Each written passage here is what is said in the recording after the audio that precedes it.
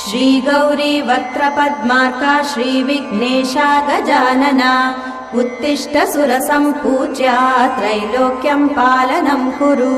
श्री गौरी वक्त्रपद्मार्का श्रीविघ्नेशा गजानना उत्तिष्ठ सुरसम्पूज्या त्रैलोक्यं पालनं कुरु। उत्तिष्ठोत्तिष्ठ हेरम्बा उत्तिष्ठ गणनायका उत्तिष्ठ करुणापूर्णा भक्तानां भाग्यदायका। उत्तिष्ठोत्तिष्ठ हेरम्बा उत्तिष्ठ गणनायका उत्तिष्ठ करुणापूर्णा भक्तानां भाग्यदायका।